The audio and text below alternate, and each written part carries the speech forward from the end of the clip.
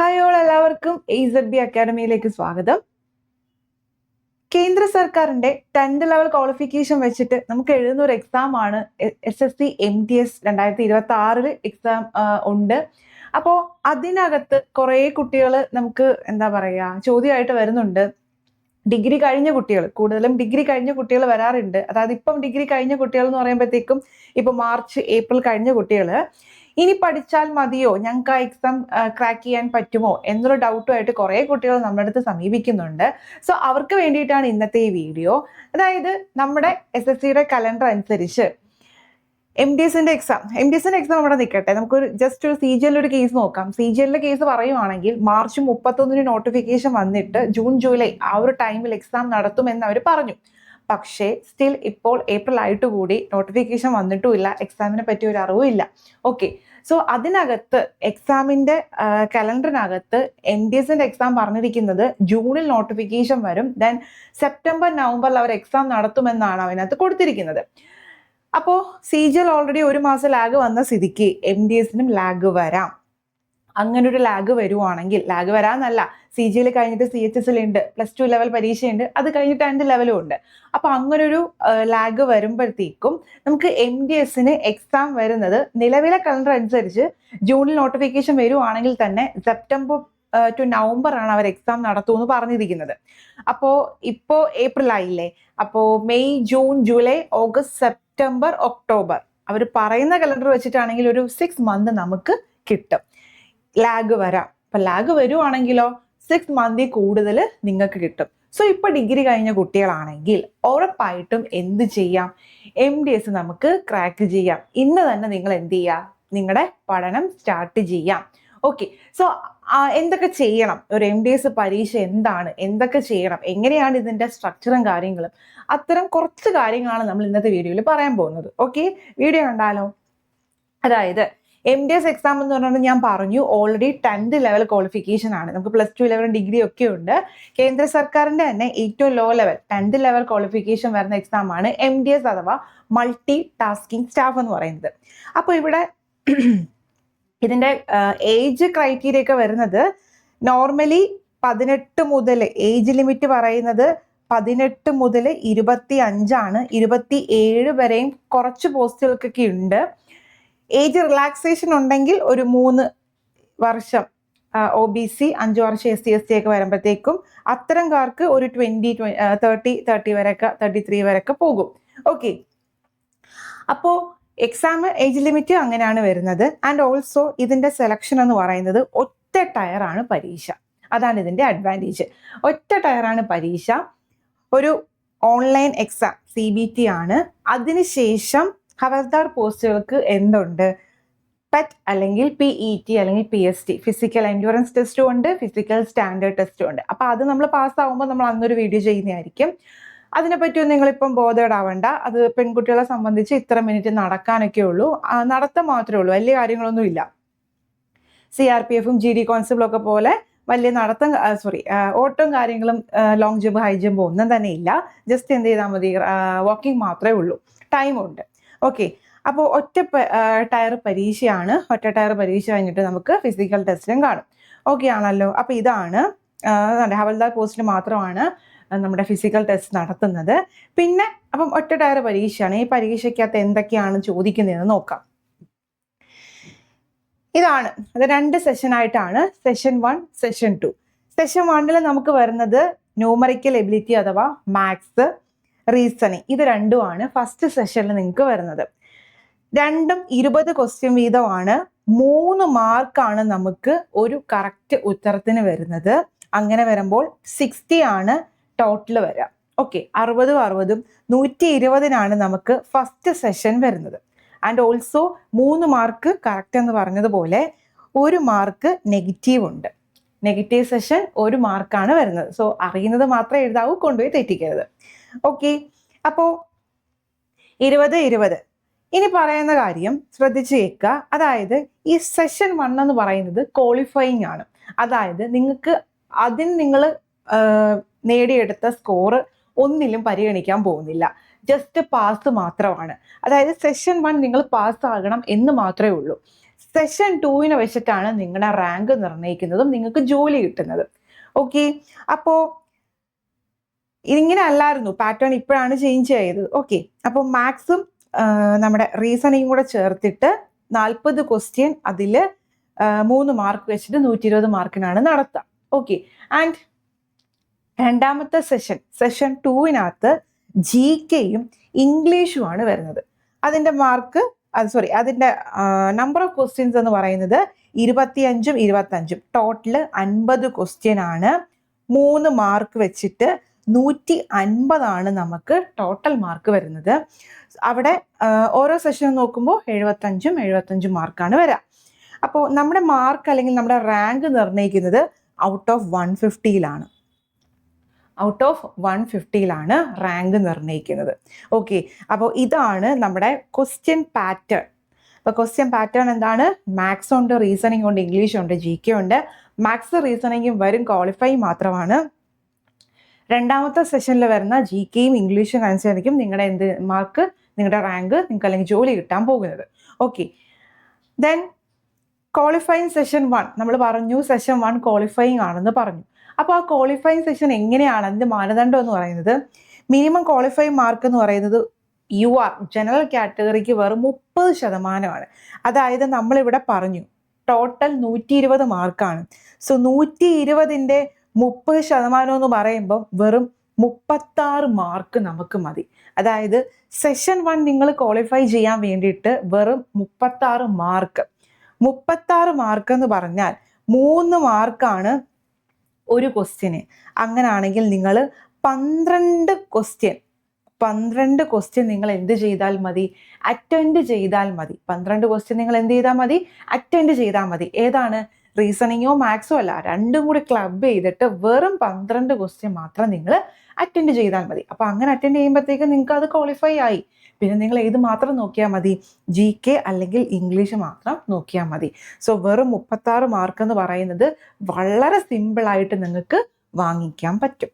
Okay, ഇനി അപ്പോൾ ഇതാണ് അതിൻ്റെ എക്സാമിൻ്റെ സ്ട്രക്ചർ എന്ന് പറയുന്നത്. അപ്പം GK ഉണ്ട്, ഇംഗ്ലീഷ് ഉണ്ട്, മാത്സ് ഉണ്ട്, റീസണിങ് ഉണ്ട്.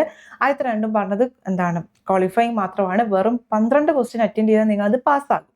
പിന്നീട് വരുന്നത് ഇംഗ്ലീഷും GK ആണ്. സോ ഇതിന് എങ്ങനെയൊക്കെ പഠിക്കണം, നിങ്ങൾ ഏതൊക്കെ ബുക്ക് റെഫർ ചെയ്യണം എന്നാണുള്ളതാണ് ഇതിനകത്ത് പറയാൻ പോകുന്നത്. മാത്സും റീസണിങ്ങിൻ്റെയും കാര്യം പറയുവാണെങ്കിൽ ഞാൻ പറഞ്ഞു ഓൾറെഡി വെറും 12 ക്വസ്റ്റ്യൻ, രണ്ടും കൂടെ ചേരുവാണെങ്കിൽ 12 ക്വസ്റ്റ്യൻ നിങ്ങൾക്ക് അറ്റൻഡ് ചെയ്താൽ മതി. അത് തന്നെ നിങ്ങൾ ചെയ്യേണ്ടത് മാത്സിൻ്റെയും റീസണിങ്ങിൻ്റെയും സിലബസ് ഫുൾ ഒന്ന് കവർ ചെയ്യണം. സിലബസ് ഫുള്ളായിട്ട് നിങ്ങൾ എന്ത് ചെയ്യണം? ഒന്ന് കവറേജ് ചെയ്യണം. കാരണം സിലബസ് ഫുള്ള് കവർ ചെയ്താലും നമുക്ക് ഇത് പാസ്സാവാൻ പറ്റും, ഉറപ്പായിട്ടും പറ്റും. ഇപ്പോൾ നിങ്ങളൊരു എന്താ പറയുക, ഇമ്പോർട്ടൻ്റ് ആയിട്ടുള്ള ഹോട്ട് ടോപ്പിക്സുകളുണ്ട്, മാത്സിനും റീസണിങ്ങിലും ചോദിക്കുന്ന കുറച്ച് ഇമ്പോർട്ടൻ്റ് ടോപ്പിക്കുകളുണ്ട്. അത് മാത്രം നിങ്ങൾ നോക്കിയെടുത്തിട്ട് പോയാലും നിങ്ങൾ എന്ത് ചെയ്യും? പാസ്സാവും. പക്ഷെ നമുക്ക് MDs മാത്രമല്ല, ഇനിയും എക്സാംസ് ഒക്കെ വരാറുണ്ടല്ലോ. സോ നിങ്ങൾ എന്ത് ചെയ്യാം? ഫുൾ സിലബസ് ഒന്ന് കവർ ചെയ്യാൻ ശ്രമിക്കുക. ചാപ്റ്റർ വൈസ് എല്ലാം പഠിക്കണം. ചാപ്റ്റർ വൈസ് ഇമ്പോർട്ടൻ്റ് ആയിട്ടുള്ള കാര്യങ്ങളെല്ലാം നിങ്ങൾ എന്ത് ചെയ്യണം? നോക്കണം. ഓക്കെ, പിന്നെ നിങ്ങളുടേതായ രീതിയിൽ ഹാൻഡ് റിട്ടൺ നോട്ട്സ്, ഇപ്പം മാത്സിനെ സംബന്ധിച്ച് എന്താ നോട്ട്സ് എന്നൊക്കെ ചോദിക്കാം. അതായത് ഹാൻഡ് റിട്ടൺ നോട്ട്സ് എന്ന് പറഞ്ഞാൽ ഇക്വേഷൻസും കാര്യങ്ങളുമാണ് ഉദ്ദേശിക്കുന്നത്. ഇപ്പോൾ നമ്മളിപ്പോൾ ക്യൂബിൻ്റെ വോളിയം, സിലിണ്ടറിൻ്റെ വോളിയം അല്ലെങ്കിൽ സർഫസ് ഏരിയ, അങ്ങനത്തെ ഇക്വേഷനും കാര്യങ്ങളൊക്കെ ഉണ്ട്. അതൊക്കെ നിങ്ങൾ എന്ത് ചെയ്യുക? ഒന്ന് ഇക്വേഷൻ ഒന്ന് ഒരുമിച്ചൊരു പേപ്പറിനകത്തോ ബുക്കിനകത്തോ എഴുതി വെക്കുകയാണെങ്കിൽ ലാസ്റ്റ് എക്സാമിൻ്റെ തലേന്ന് നമുക്കൊന്ന് റിവൈസ് ചെയ്യാൻ എളുപ്പമായിരിക്കും. സോ പഠിക്കുന്ന കൂട്ടത്തിൽ തന്നെ ഇക്വേഷനും കാര്യങ്ങളൊക്കെ വരുമ്പോൾ നമ്മൾ എന്ത് ചെയ്യുക? സ്വന്തമായിട്ടൊന്ന് ഹാൻഡ് റിട്ടൺ നോട്ട്സ് പ്രിപ്പയർ ചെയ്ത് വെക്കുക. ഓക്കെ, പിന്നെന്താ പറഞ്ഞത്? ചാപ്റ്റർ വൈസ് സിലബസ് ഫുൾ എന്ത് ചെയ്യണം? കവർ ചെയ്യണം. അതിനുശേഷം സിലബസ് ഇപ്പോൾ ഓരോ ചാപ്റ്റർ കവർ ചെയ്തതിന് ശേഷം സെക്ഷണൽ ടെക്സ്റ്റുകളുണ്ട്. സെക്ഷണൽ മോക്ക് ടെസ്റ്റുകൾ അവൈലബിൾ ആണ്, ഡിഫറെൻറ്റ് ആപ്പുകൾ അവൈലബിൾ ആണ്. അതും പാരലായിട്ട് നിങ്ങൾ എന്ത് ചെയ്യണം? ചെയ്തു പോകണം. ഇപ്പോൾ നമ്മൾ ഇന്ന് റേഷ്യോ ആൻഡ് പ്രൊപ്പോർഷൻ പഠിക്കുകയാണെങ്കിൽ റേഷ്യോ ആൻഡ് പ്രൊപ്പോർഷൻ്റെ സെക്ഷണൽ ടെസ്റ്റ് കിട്ടും. അതെന്ത് ചെയ്യുക? ഓക്കെ ആണോ? ഇതെല്ലാം പഠിച്ചു കഴിഞ്ഞിട്ട്, അതായത് ഇപ്പോൾ എല്ലാം ഇപ്പോൾ 6 മാസം നമുക്ക് സമയമുണ്ടെങ്കിൽ 3 മാസം കൊണ്ട് നിങ്ങൾ ഈ ചാപ്റ്റർ എന്തായാലും കംപ്ലീറ്റ് ആവും. 3 മന്ത് കൊണ്ട് നിങ്ങൾക്ക് എന്ത് ചെയ്യാൻ പറ്റും? ചാപ്റ്റർ ഫുള്ള് കംപ്ലീറ്റ് ചെയ്യാൻ പറ്റും. പിന്നീടുള്ളൊരു 3 മാസം എന്ന് പറയാൻ നിങ്ങൾ എന്ത് ചെയ്യുക? PYQs ഡിസ്കഷൻ ചെയ്യുക. ഓക്കെ, PYQs നോക്കണം. മനസ്സിലാവുന്നുണ്ടോ? അപ്പോൾ ഒരു 6 മാസം ഗ്യാപ്പ് ഉണ്ടെങ്കിൽ 3 മാസം കൊണ്ട് സിലബസ് എല്ലാം ഒന്ന് കംപ്ലീറ്റ് ആകും. ഓക്കെ. അത്യാവശ്യം നമ്മുടെ MDSന് വേണ്ടിയിട്ട് സിലബസ് പാസ്സാവാനുള്ള സിലബസ് എന്തായാലും നിങ്ങൾ കംപ്ലീറ്റ് ചെയ്യും. ഡാം ഷുവർ ആണ്. ഓക്കെ. അപ്പോൾ അതൊന്ന് ശ്രദ്ധിക്കാം. റീസണിങ്ങിലും ഇതുപോലെയാണ്. പിന്നെ റീസണിങ്ങിൻ്റെ ഒരു കാര്യം എന്ന് പറയുന്നത്, റീസണിങ് നിങ്ങൾ പഠിച്ചില്ലെങ്കിലും നിങ്ങൾക്ക് ചെയ്യാൻ പറ്റും. വളരെ എളുപ്പമുള്ള ക്വസ്റ്റ്യൻസും സിമ്പിൾ ആയിട്ടുള്ള ടോപ്പിക്കുകളാണ് റീസണിങ്ങിനകത്തുള്ളത്. MDSന് ചോദിക്കുന്നതാണേ പറയുന്നത്. ഓക്കെ. അപ്പം അത് CG ലെവലായിട്ട് കമ്പയർ ചെയ്യരുത്. ഓക്കെ. അപ്പോൾ എന്താ പറയുക, റീസണിങ് മാത്സും ഇതുപോലെ തന്നെ ഫുൾ സിലബസ് കംപ്ലീറ്റ് ചെയ്യണം. ചാപ്റ്റർ വൈസ് എല്ലാം നോക്കിയതിന് ശേഷം സെക്ഷണൽ ടെസ്റ്റുകൾ കിട്ടും. ആ ടെസ്റ്റിൽ എന്ത് ചെയ്യുക, അറ്റൻഡ് ചെയ്യുക. അപ്പോൾ അങ്ങനെയാണ് നമ്മൾ മാത്സും റീസണിങ്ങും കംപ്ലീറ്റ് ആക്കേണ്ടത്. ഇപ്പോൾ യൂട്യൂബിലൊക്കെ ഫ്രീ പ്ലേലിസ്റ്റും കാര്യങ്ങളൊക്കെ ഉണ്ട്. ദെൻ അവസാനം നമ്മളുടെ കോഴ്സിനെ പറ്റി ഞാൻ പറയുന്നതായിരിക്കും. ഓക്കെ. അപ്പം ഇങ്ങനെ എന്ത് ചെയ്യുക, മാത്സും റീസണിങ്ങും സെറ്റ് ആക്കണം. ഓക്കെ. പിന്നെ വരുന്നത് നമ്മുടെ GK ടോപ്പിക്സുകളാണ്. ഓക്കെ. ജനറൽ അവയർനെസ് അല്ലെങ്കിൽ GKക്കകത്ത് വരുന്നത് ഒരുപാട് കാര്യങ്ങളുണ്ട്. അതിനകത്ത് സ്റ്റാറ്റിക് GK മാത്രമേ ഞാനിപ്പോൾ പറയുന്നുള്ളൂ. GK ടോപ്പിക്കകത്ത് വരുന്നത് നമ്മുടെ പൊളിറ്റി, ഹിസ്റ്ററി, ജോഗ്രഫി,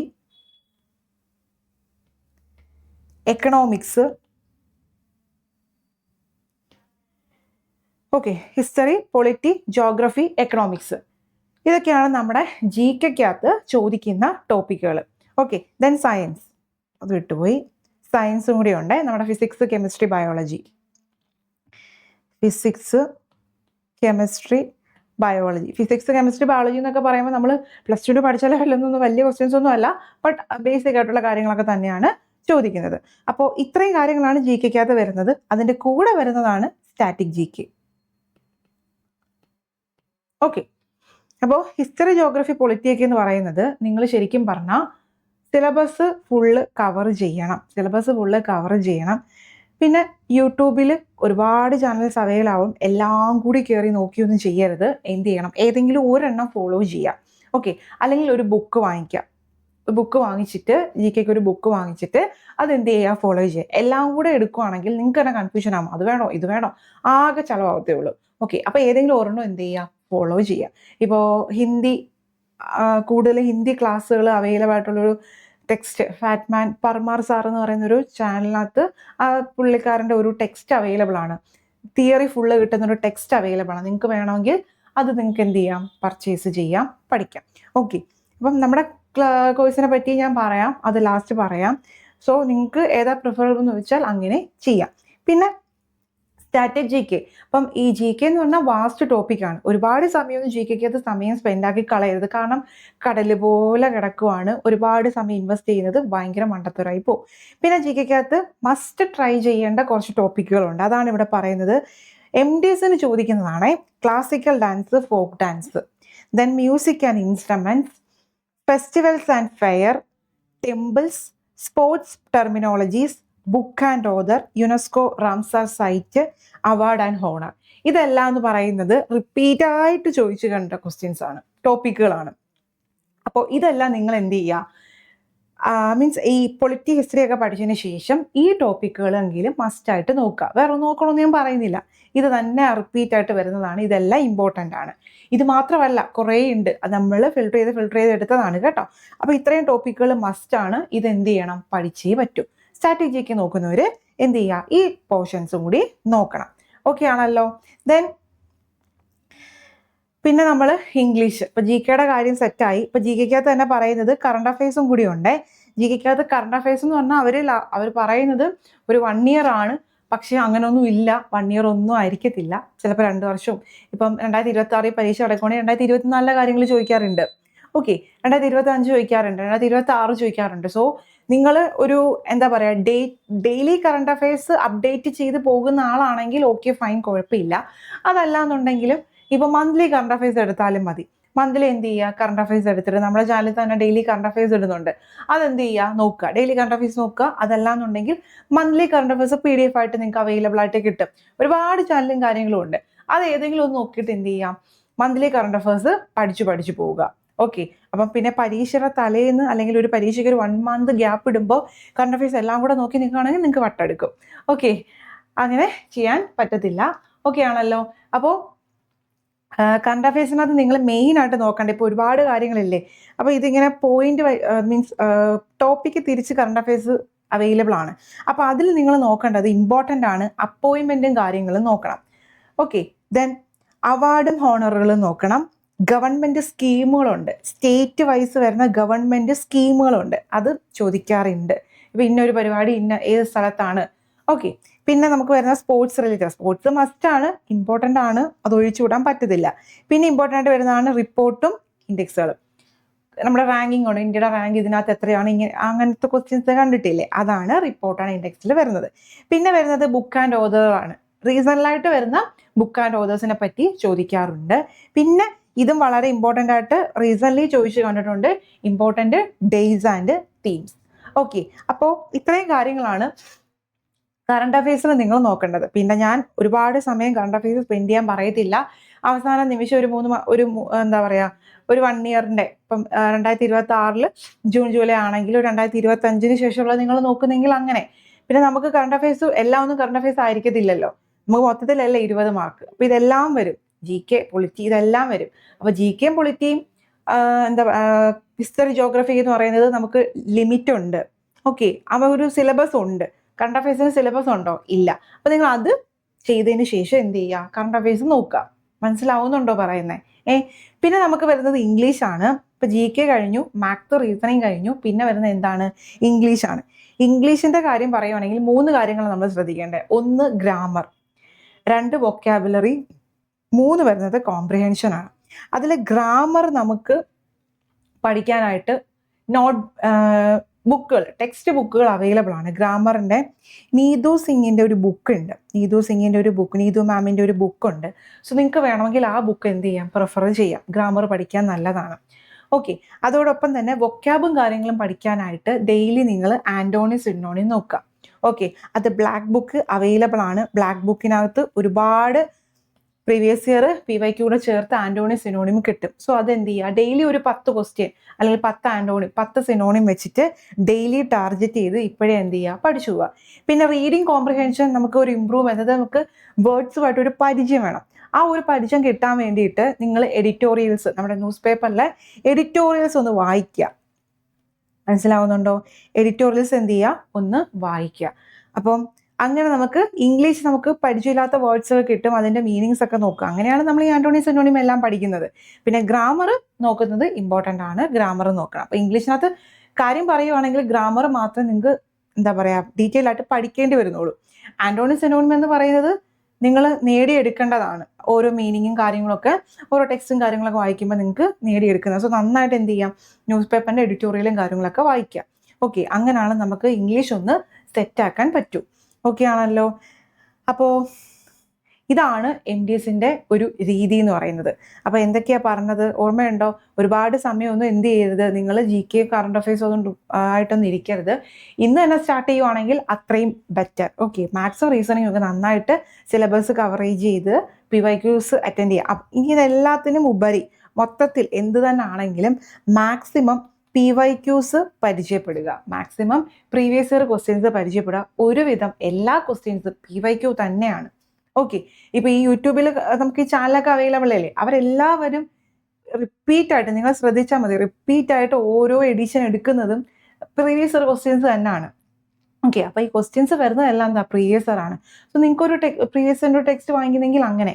ഓക്കെ, അപ്പോൾ ഇത്രയും കാര്യങ്ങളാണ് നമ്മുടെ MDSോട്ട് റിലേറ്റ് ചെയ്ത് പഠിക്കേണ്ട രീതി. ഓക്കെ, അപ്പോൾ ഒരു 6-7 മാസം കൊണ്ട് നമുക്ക് പഠിച്ച് നേടിയെടുക്കാൻ പറ്റുന്ന ഒരു എക്സാം തന്നെയാണ് MDS. 10th ലെവലാണ്, C0 ഞാൻ പറയുന്നില്ല. കാരണം പിന്നെ ഇതിൻ്റെ ടൈം എന്ന് പറയുന്നത് നമുക്ക് 1.5 മണിക്കൂറും ഉണ്ട്, ടൈമുണ്ട്. അപ്പം നമുക്ക് ഇഷ്ടംപോലെ സമയമുണ്ട്, ടോപ്പിക്കുകളും കുറവാണ്, സിമ്പിളുമാണ്. അപ്പം എന്താ പറയുക, ഒന്ന് മനസ്സ് വെക്കുവാണെങ്കിൽ ഈ പറഞ്ഞ കണക്ക് ഇനിയും സ്റ്റാർട്ട് ചെയ്യാത്തവർക്ക് എന്ത് ചെയ്യാം, സ്റ്റാർട്ട് ചെയ്യാവുന്നൊരു ഓപ്ഷനാണ് MDS എന്ന് പറയുന്നത്. ഇനി നമ്മുടെ ZB അക്കാഡമിയുടെ ഫൗണ്ടേഷൻ, SSCക്ക് വേണ്ടിയിട്ടുള്ള ഫൗണ്ടേഷൻ ബാച്ചിനകത്ത് എല്ലാ ചാപ്റ്റേഴ്സും റെക്കോർഡും ലൈവ് ക്ലാസ്സുകളും ഒക്കെ അവൈലബിൾ ആണ്. ഈ ഫൗണ്ടേഷൻ ബാച്ച് മതി, നമുക്കൊരു SSC MDS ക്രാക്ക് ചെയ്യാൻ ഇത് മതി. ഇതിനകത്ത് PYQs സെഷൻസും മോക്ക് ടെസ്റ്റുകളും കറണ്ട് അഫയേഴ്സും മെൻറ്റർഷിപ്പ് ഒക്കെ നിങ്ങൾക്ക് അവൈലബിൾ ആണ്. സോ ആ ഫൗണ്ടേഷൻ ക്ലാസ്സുകളിൽ നിങ്ങൾ ഇരിക്കുവാണെങ്കിൽ ഉറപ്പായിട്ട് നിങ്ങൾക്ക് എന്ത് ചെയ്യാൻ പറ്റും, MDS ക്വാളിഫൈ ചെയ്യാൻ പറ്റും. CGA ലെവലാണെങ്കിൽ നിങ്ങളും കൂടി മനസ്സിൽ വിചാരിച്ച് കുറച്ചും കൂടി എന്ത് ചെയ്യണം, അഡ്വാൻസ് ആയിട്ട് പഠിക്കേണ്ടതുണ്ട്. അത്രേ ഉള്ളൂ ഡിഫറൻസ്. ഓക്കെ, അപ്പോൾ ഇന്ന് തന്നെ എന്ത് ചെയ്യുക, MDS വേണ്ടിയിട്ട് ഇപ്പോൾ CGA ഉടനെ വരുമായിരിക്കും, നോട്ടിഫിക്കേഷൻ വരാതിരിക്കാം, ഒന്നും അതിനെപ്പറ്റി നമുക്ക് ഡീറ്റെയിൽസ് ഇല്ല. അപ്പോൾ എന്ത് ചെയ്യുക, നോട്ടിഫിക്കേഷൻ വരുന്ന സമയം നോക്കി നിൽക്കേണ്ട, അത് കഴിഞ്ഞ് പഠിക്കാം എന്നുള്ളത് വിചാരിക്കേണ്ട. നോട്ടിഫിക്കേഷൻ വന്നാൽ പറയുന്ന കണക്ക് ഒരു എക്സാം നടത്തും. അപ്പം MDS വേണ്ടി പ്രിപ്പയർ ചെയ്യുന്നവർക്ക് ഇന്ന് തന്നെ എന്ത് ചെയ്യുക, നിങ്ങളുടെ പഠനം സ്റ്റാർട്ട് ചെയ്യുക. അക്കാഡമിയോടൊപ്പം കൂടെ എന്ത് ചെയ്യുക, കോഴ്സ് പർച്ചേസ് ചെയ്ത് ക്ലാസ് സ്റ്റാർട്ട് ചെയ്യുന്നതാണ്. എന്തെങ്കിലും കാര്യങ്ങൾ ഡൗട്ടോ ഉണ്ടെങ്കിൽ ഈ നമ്പറുമായിട്ട് എന്ത് ചെയ്യുക, കോൺടാക്ട് ചെയ്യുക. ഓക്കെ, അപ്പോൾ അടുത്തൊരു വീഡിയോയിൽ കാണാം. താങ്ക്